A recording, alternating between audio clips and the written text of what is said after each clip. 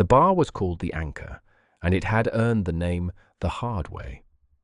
Not because of any nautical charm or seaside nostalgia, but because everything inside it seemed permanently weighted down, sunk to the bottom of something and content to stay there.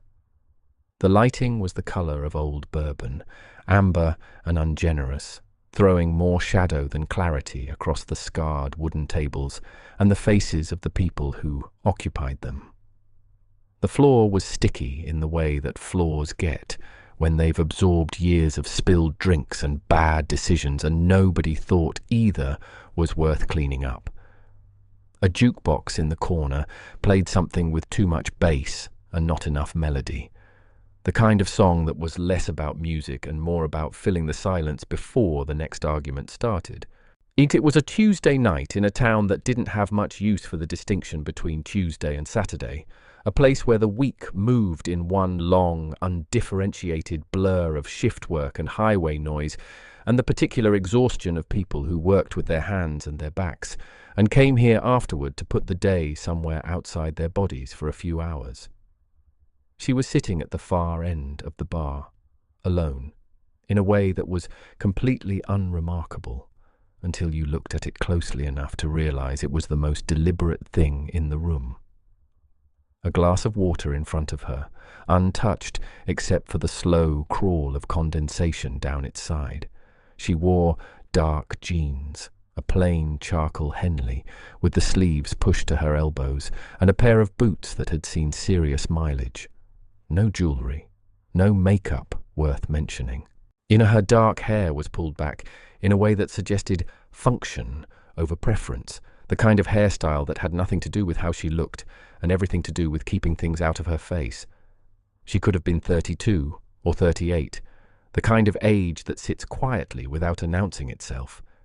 She could have been a shift manager from the distribution center on Route 9, or a nurse coming off a double, or a graduate student passing through on her way to somewhere more interesting.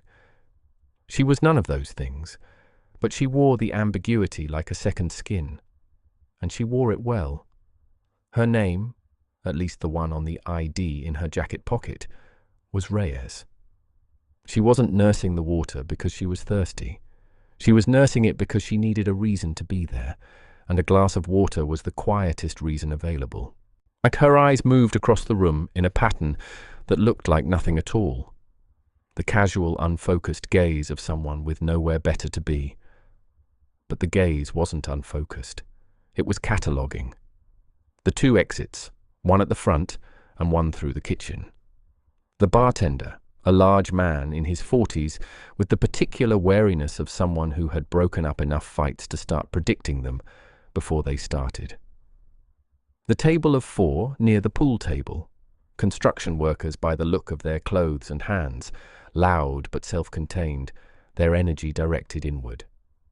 And then the group that had come in 40 minutes after she sat down, 7 of them, arriving in the rumble and leather creak of people who wanted their entrance felt. They were bikers, though the word barely captured it. They were a specific kind of noise made human, and their cuts were dark and decorated with patches that told stories she had already read in the body language of every other person in the bar. The slight stiffening of shoulders, the eyes that found sudden interest in their own drinks, the bartender's hands moving just slightly closer to the phone beneath the counter. The group's center of gravity was a man who went by a road name, stitched in red thread across the back of his cut. He was large in the way that suggested he had been large his entire life and had organized his personality around it. His beard was thick, and his laugh was the kind that didn't leave room for other sounds. His name, his real name, didn't matter here. Here he was, something else, something louder, and the 6 men arranged loosely around him were an extension of that loudness. An accord played in the key of intimidation. They settled at the bar with the ease of people who had never been told they couldn't settle wherever they wanted. The bartender served them without comment, which was a form of comment. Reyes did not look at them directly. She didn't need to. She had already measured the distance between her stool and the nearest exit, factored in the angle of the bar and the arrangement of the stools, and filed all of it away in the quiet basement of her attention, where such calculations lived without effort. This was not paranoia. This was maintenance, the same way a musician's fingers find chord shapes without thought, the same way a surgeon's hands stay steady even when their coffee doesn't. She had been doing it so long it had stopped being something she did and become something she simply was. The first comment came across the bar like a stone skipped across still water. Casual, carrying further than it appeared to intend. The big man, settling onto a stool 2 down from hers, glanced at her water glass with an expression of theatrical pity. "That what they're serving civilians these days?" he said to no one in particular, which was the specific way of saying it to someone in particular without the accountability of direct address. His companions found it appropriately amusing. Reyes did not look up. She turned the glass a quarter turn on the bar top, a small motion with no meaning except to her hands, which needed something neutral to do. He tried again, louder this time, volume being the tool of people who haven't gotten the response they were seeking. "Bar's not a library, sweetheart. You can talk." The word sweetheart landed with the particular weight of a word chosen specifically because it diminishes, because it takes a person and makes them smaller in a single syllable. A few of his men chuckled.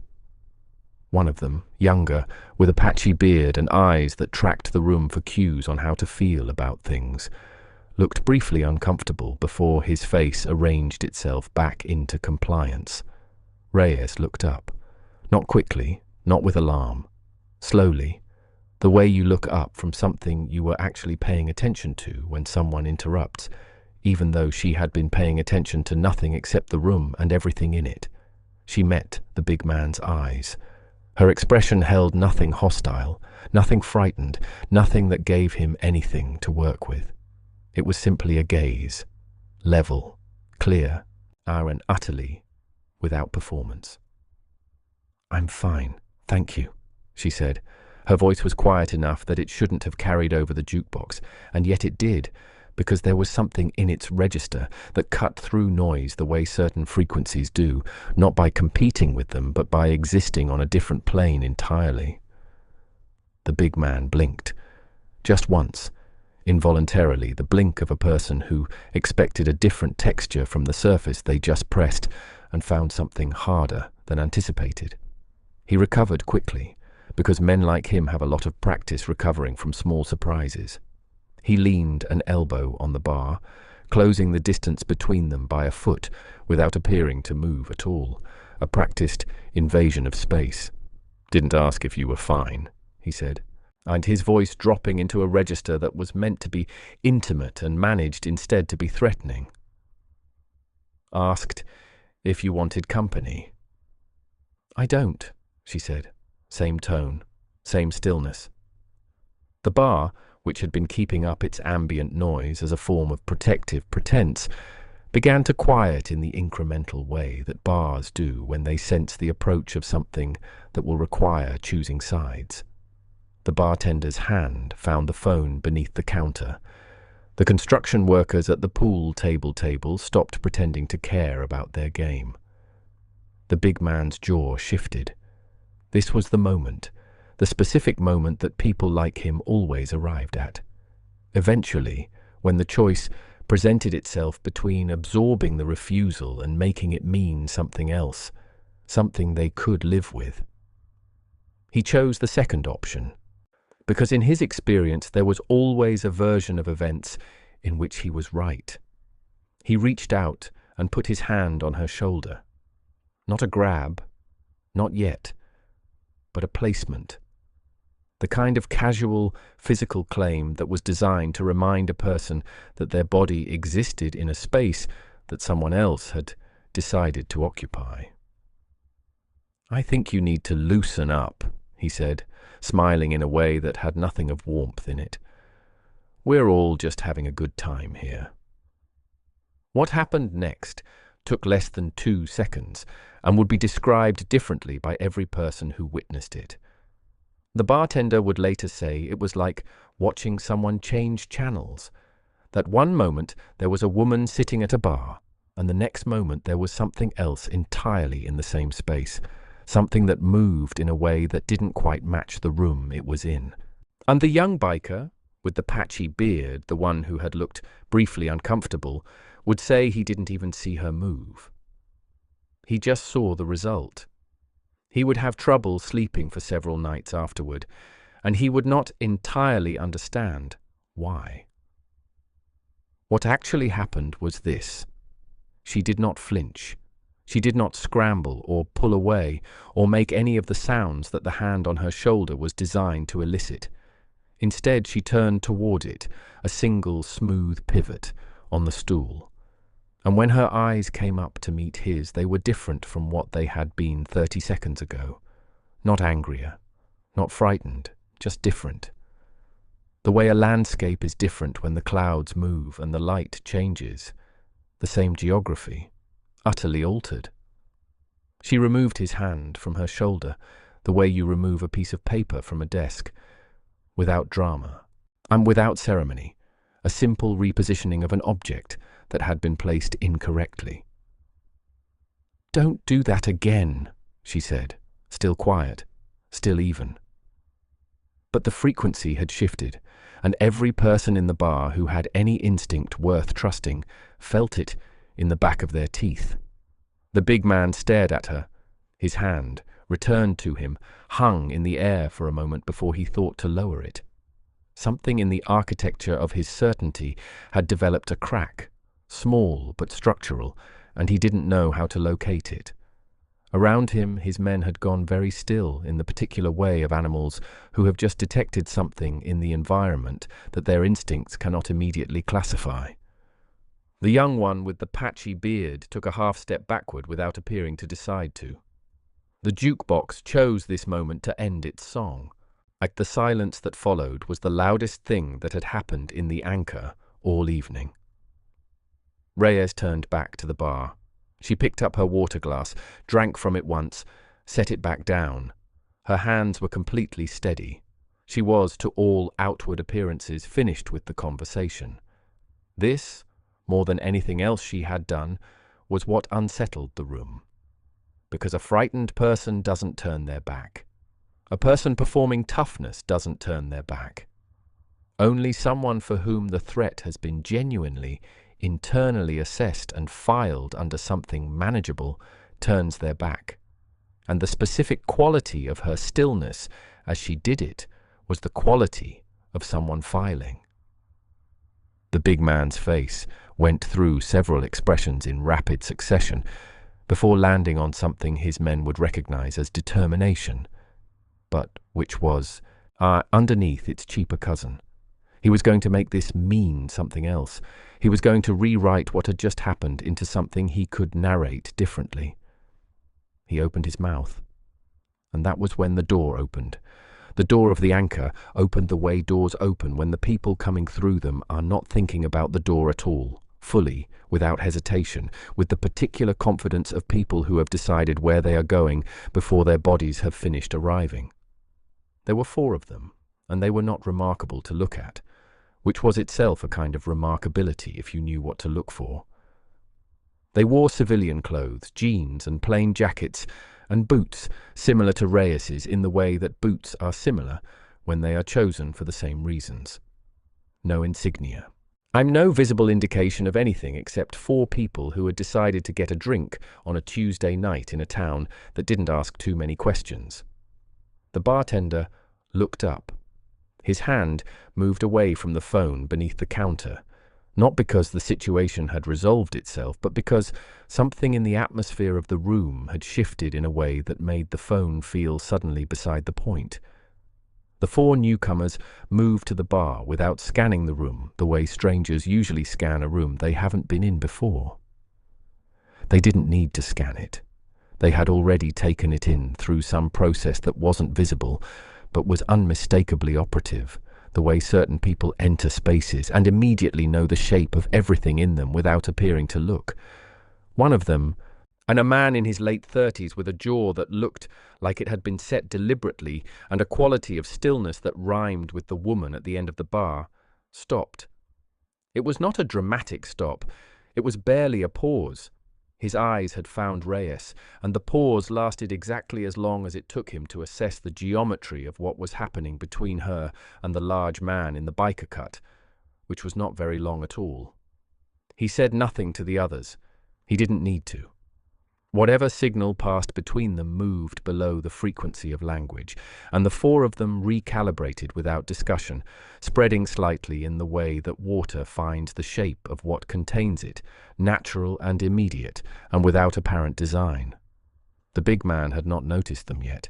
He was still working on what he was going to say, only still assembling the version of events that cast him in the role he preferred.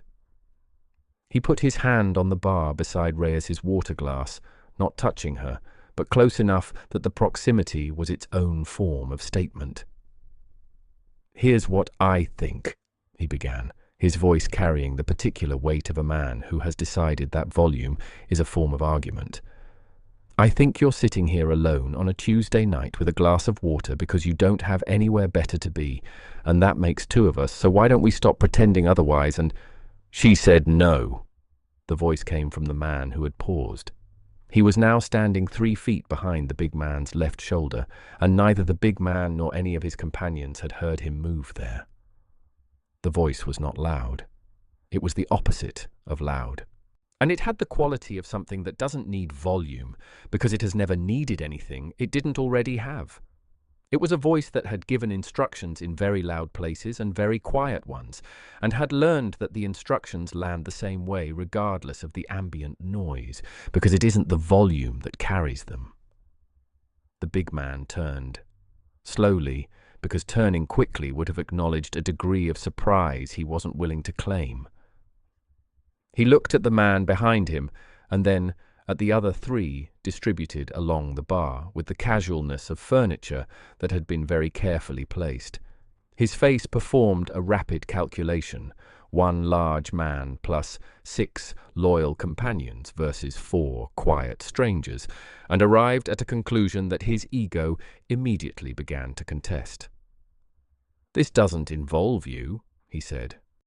"It did the moment you put your hand on her," said the man. He wasn't looking at the big man's face. He was looking at a point somewhere around the big man's collarbone, which is the look of someone who is monitoring everything at once and has stopped bothering to focus on any single thing because they've already processed all the relevant information and are now simply waiting to see which direction it moves. So, now it's over. Everyone goes home the same way they came in. The big man's jaw tightened.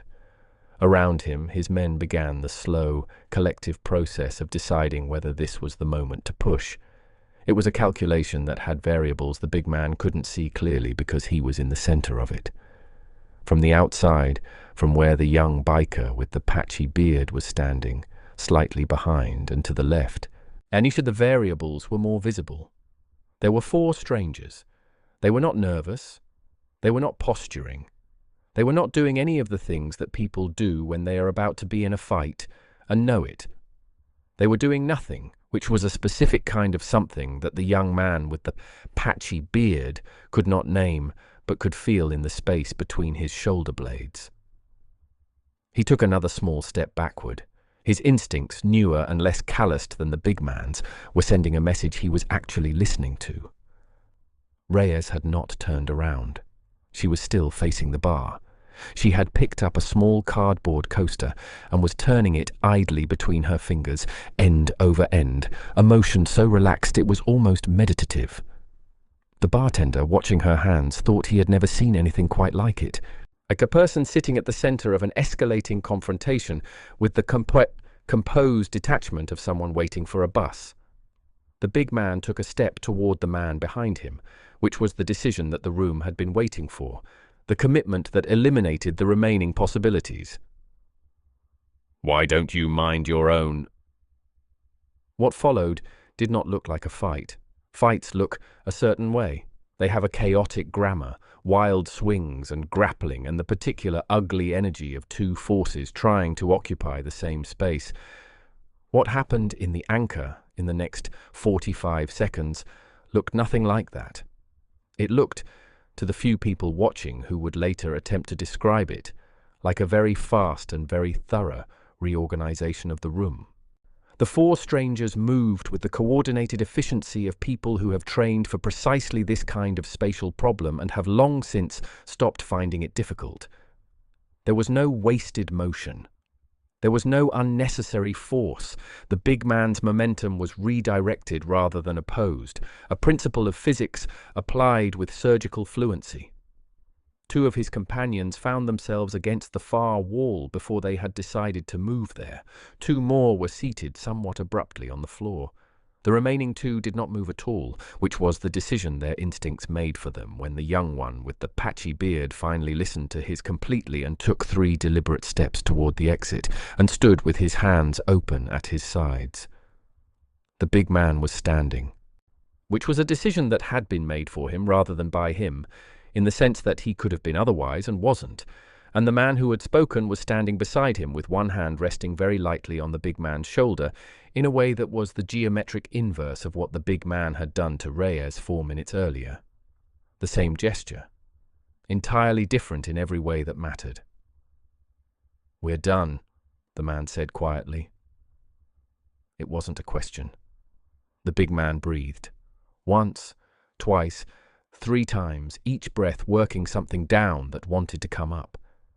His face moved through its expressions and arrived, finally, at something deflated and stripped of performance.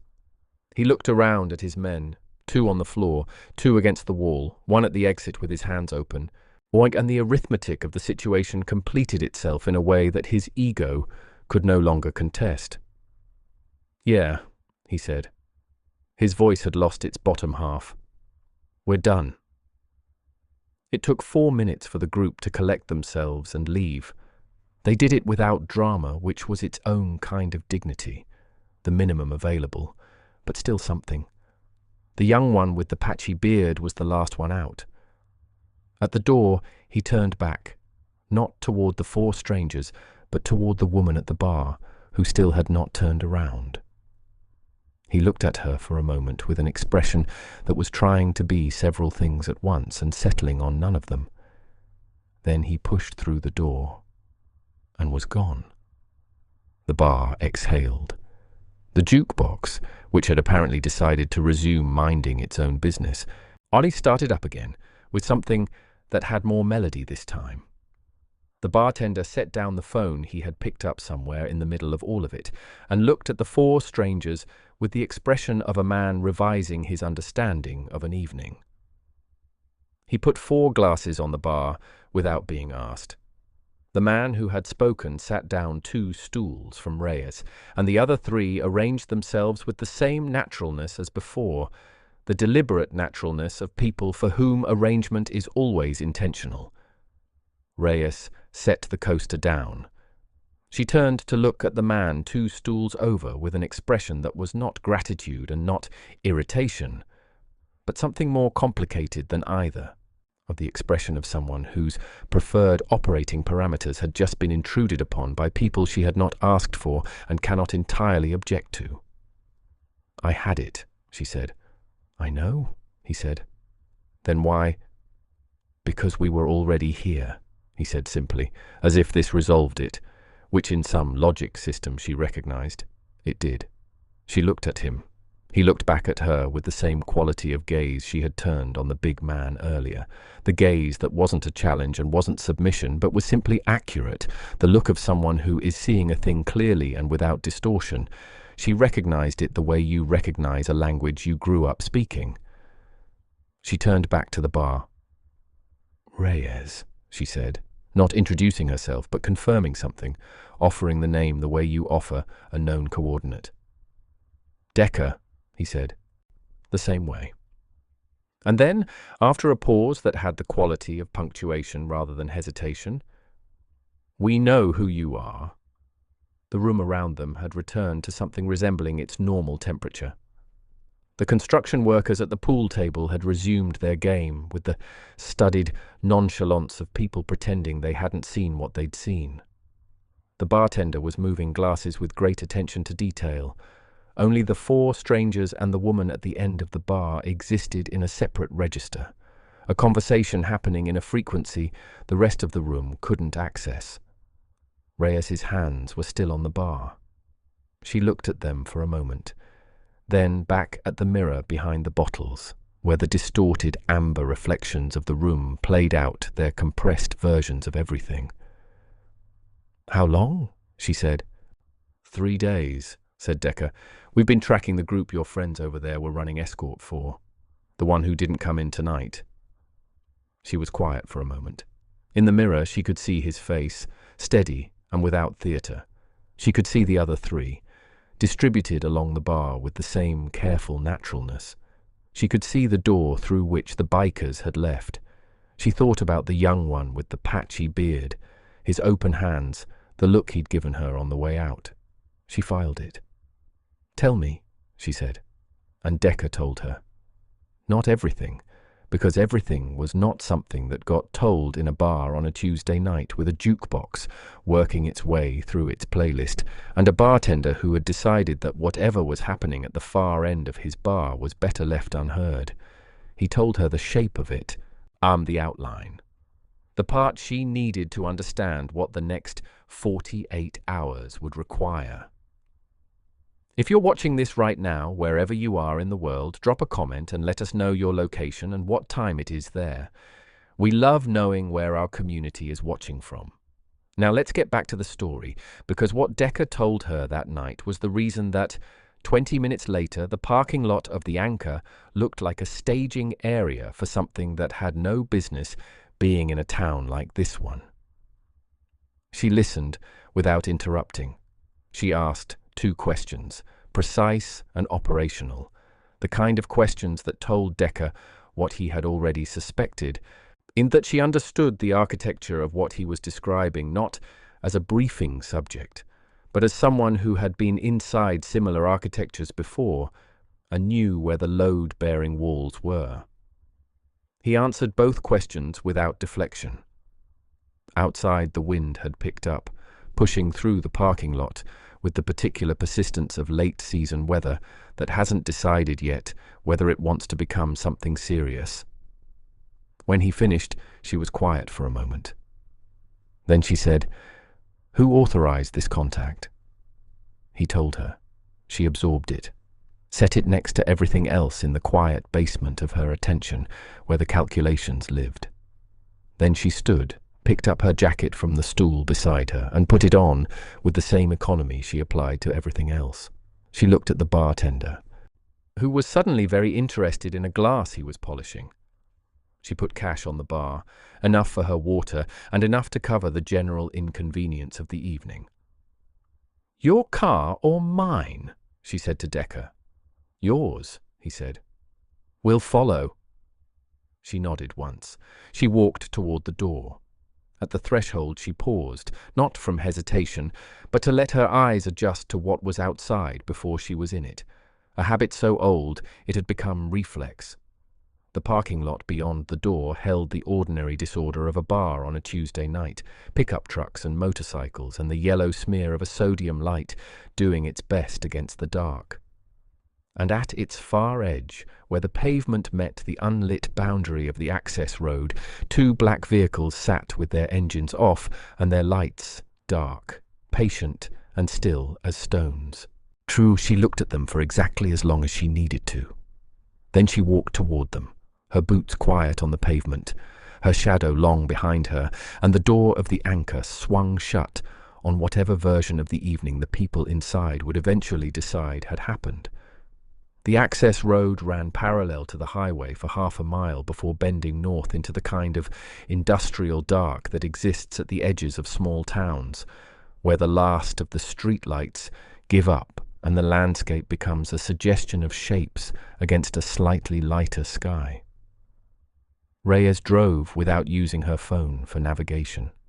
She knew where she was going because Decker had given her coordinates in the bar. in the way that people like him give coordinates embedded in ordinary language, unremarkable to anyone listening who didn't know the grammar. And she had translated them without effort and stored them the way she stored everything, cleanly, completely, without the need to write anything down. The two black vehicles followed at a distance that was close enough to be deliberate and far enough to be professional. She noted this in the part of her mind that noted such things and found it appropriate. Decca's people were good. She had suspected this from the bar, from the way they moved and the way they didn't move, and the specific quality of their attention when the situation with the bikers resolved itself. They had used the minimum necessary and stopped exactly there, which was the hardest thing to teach, and the first thing that separated trained from merely capable. She thought about the group in the bar, not the bikers themselves, who were a secondary element, in a layer of insulation that the real operation had wrapped around itself to create distance and deniability. The bikers hadn't known what they were adjacent to. The young one with the patchy beard certainly hadn't. He had been running with that group the way young men sometimes run with groups that have a certain gravity, drawn in by the belonging before the cost becomes clear. She had assessed him in the bar and reached a conclusion she now filed differently, given what Decca had told her. He was a variable worth watching, but not a threat worth prioritizing. The real target had not been in the anchor tonight. The real target was 3 miles north, in a building that had been a cold storage facility for agricultural equipment until 18 months ago, when it had been quietly acquired through a chain of holding companies that dissolved backward into paperwork and silence. Decca had given her the shape of the operation in the bar, the outline, the load-bearing elements. What was being moved? The scale of it, and the name of the man at the center who had spent 4 years making himself difficult to find by staying close to people and places that seemed too ordinary to warrant the kind of attention that would have located him. It was the ordinariness that had been the tell, eventually. The specific, deliberate, maintained ordinariness of a man who had learned that the best camouflage wasn't complexity, but simplicity. Not the deep cover of constructed identities, but the shallow cover of a life so unremarkable that no algorithm flagged it and no analyst lingered on it. The Reyes had been watching the edges of that ordinariness for 7 months. The patterns that didn't quite have the randomness of genuine randomness. The supply chains with the slight irregularities that only showed up when you overlaid 3 different data sets that had no official reason to be overlaid. The network of loose associations that didn't know they were a network because only one person had ever looked at all of them simultaneously. That person had been Reyes, working from a position that looked, to everyone who looked at it, like nothing in particular. She understood the value of looking like nothing in particular. It was the most useful thing she had ever learned, and the hardest to maintain, because the human instinct under pressure is always to declare itself, to assert, to make the space around you acknowledge your presence. She had spent years training that instinct out of herself and replacing it with something quieter and more durable. The capacity to be underestimated so completely and so consistently that the people underestimating you eventually stopped paying attention. And the moment they stopped paying attention was the moment the work could actually begin. The cold storage facility appeared ahead in the form of a low, dark shape against a sky that had gone fully black, the highway noise fading behind her, replaced by the sound of gravel under tires and the distant machinery of a world that didn't know what was about to happen inside one of its unremarkable buildings. She pulled off the access road onto a dirt track that ran along the building's eastern fence line and stopped the car in the shadow of a tree line that had been, she was fairly certain, she allowed to grow specifically because it was useful. She cut the engine. In the mirror, the 2 black vehicles had stopped 50 yards back, their lights already dark. Her phone lit up. A message from Decker, single line, assets in position north and west. Your approach east. Confirm. She typed back a single character.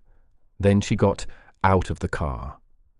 The night air was cold in the specific way of late autumn, a cold with teeth in it, the kind that found the gaps in your clothing and reminded you of your own dimensions. She stood beside the car for a moment, letting her eyes finish their adjustment, letting the night resolve itself from a wash of dark into a landscape of differentiated shadows. The fence line, the building's roof line, and the loading dock on the south side where a single work light burned with the yellowish indifference of a light that had been left on to suggest normalcy and had instead suggested the opposite, because truly, normal buildings don't need to suggest it.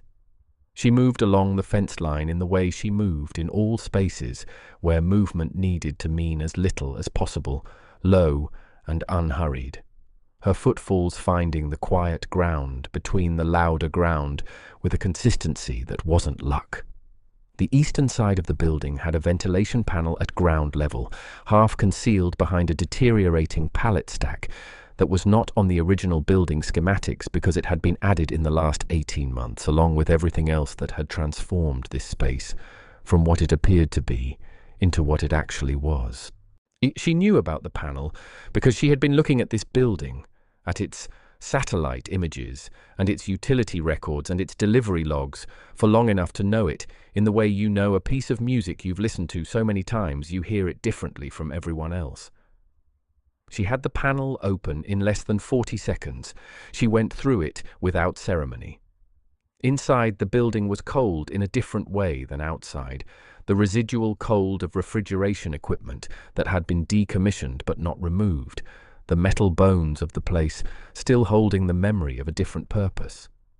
The space was large and imperfectly lit, work lights strung at intervals throwing pools of harsh white between stretches of shadow. She moved through the shadow with the preference of someone who has found shadow professionally useful, for long enough to feel comfortable in it, the way other people feel comfortable in sunlight. She could hear voices, 2 of them in the far corner where the old refrigeration units formed a partial wall of rusted steel. The voices were low but not whispering, the tone of people who believed they were unobserved rather than people who feared observation, which told her something about where they thought the risk was coming from. They were looking outward, at a perimeter they had constructed and believed in. They were not looking inward at a woman in a charcoal Henley moving through the interior dark of their secured location with the calm of someone who had been invited. She took a position behind the refrigeration units, and close enough to hear clearly, far enough to maintain options. The 2 voices resolved into shapes. One man she recognized from photographs, the secondary figure, a logistician, someone whose value was in what he knew about the movement of things from places to other places without those movements appearing in records that mattered. The other man she had been building toward for 7 months, and seeing him in 3 dimensions rather than in the flat abstraction of surveillance photography was an adjustment her mind made in under a second, filing the real against the constructed and finding them close enough to proceed. She could also hear, from the north and west sides of the building, the specific quality of silence that meant Decker's people were in position. It was not the silence of emptiness. It was the silence of held breath, of people maintaining stillness the way she maintained it, as a deliberate act, rather than an absence of action. She recognized it the way she recognized Decker's quality of gaze in the bar, as something that belonged to the same grammar she spoke. She pressed the transmit button on the small device clipped inside her jacket collar. Once. The signal was the size of a breath and meant everything was in place. The response came back immediately. 2 clicks, meaning the same thing from the other direction. What happened next was not the kind of thing that gets described in the language of action, because action implies a chaos that was entirely absent from it. It was more like a solution being applied to a problem. The north and west entrances opened simultaneously. Decker's people moving through them with the coordinated geometry of a team that had done this enough times to have stopped thinking about the individual steps and started thinking only about the outcome. Reyes came around the refrigeration units from the east at the same moment, emerging from a direction that neither man had been oriented toward, her presence so contrary to their model of the situation that the first full second was spent on the pure cognitive work of revising the model, which was a second in which neither of them moved. She used the second. She didn't waste it. The logistician made a decision that his instincts drove him toward, and his judgment, had it been faster, would have redirected. He moved for something on the table beside him. She was already between him and it, in not having appeared to cross the distance so much as having resolved at the new position, and her hand on his wrist communicated a pressure that was both precise and entirely sufficient. He stopped. He sat down on the floor somewhat suddenly, but he sat. The primary target was still. He was a man who had survived in difficult environments for a long time by being good at reading moments, and he was reading this one with the clarity of someone who has just watched 4 of the most efficient people he has ever encountered materialize from every available direction simultaneously. He read it correctly. He put his hands where they could be seen. He said nothing. Decker appeared at the edge of the work light's reach and looked at Reyes across the space between them. He said nothing either. He looked at the scene, at the 2 men, eyes at the expression on her face, which was the expression of someone who has completed a calculation and found the answer matches the expected value. He gave a single nod. She gave one back. From outside the building came the sound of additional vehicles arriving, more than the 2 that had followed her from the anchor. The sound of a larger operation unfolding around the edges of this smaller one, the way a completed piece fits into a larger structure that has been waiting for it. Lights moved across the ventilation panel gaps near the ceiling, voices outside, controlled and professional, managing the perimeter of something whose center had already been resolved. She stepped back. Her part of it was done. It had been done in the bar, in the 7 months before the bar, in the careful, unremarkable accumulation of overlooked details that had led, one logical step at a time, to this cold building on a Tuesday night in a town that would read about none of it. She looked at the primary target, who was looking back at her with the expression of a man revising his understanding of where his security had failed, working backward through his own architecture, looking for the breach, and not finding it, because the breach had never looked like a breach. It had looked like a logistics analyst. It had looked like a woman sitting alone at a bar with a glass of water. It had looked like nothing in particular. She picked up her jacket from where she had set it and put it on. She walked back toward the eastern panel without hurrying. Behind her, Decker's people were doing what they were trained to do, and the larger operation was doing what it was designed to do. And the thing that had been set in motion 7 months ago and accelerated 3 days ago and reached its conclusion in 45 seconds of a Tuesday night was doing what all such things eventually do. It was ending. Outside, the night air hit her again with its cold and its teeth. She stood for a moment beside the fence line, looking up at the sky, which was the kind of sky you only get far enough from city light, dense and deep and unreasonably full of stars. She thought about the bar, about the big man's hand on her shoulder and the specific quality of his surprise when she removed it, about the young one with the patchy beard standing at the door with his hands open, about Decker's voice saying, "We know who you are," and the way it had landed, not as a threat or a comfort, but simply as a fact, which was the only way facts were useful. She thought about what it meant to be known and to be unknown and to choose, every day, which one served the work. She had been making that choice for long enough that it had stopped feeling like a choice and started feeling like weather, like something that was simply the condition of her existence rather than a decision she renewed. She didn't miss being visible. Visibility was a liability she had assessed and discarded a long time ago. What she occasionally noticed in the quiet aftermath of things like tonight was not the absence of recognition, but the presence of something else, the particular satisfaction of a completed thing, a problem fully solved. So a room measured and understood and navigated from one end to the other without a single step wasted. A vehicle pulled up on the dirt track behind her. Decker got out. He stood beside her, looking at the same sky, and for a moment they were just two people standing in the dark, looking up at an unreasonable number of stars. Then he said, "Debrief at 0600. There's a follow-on element that needs your read on the secondary network." "I'll be there," she said. He nodded. He got back in the vehicle. The vehicle moved back down the dirt track toward the access road and then toward the highway, and then it was gone.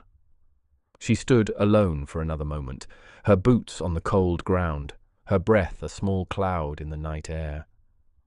From inside the building she could hear the organized sounds of a thing being properly concluded. From the highway, now half a mile south, the distant white noise of the world continuing its business. She walked back to her car. She got in.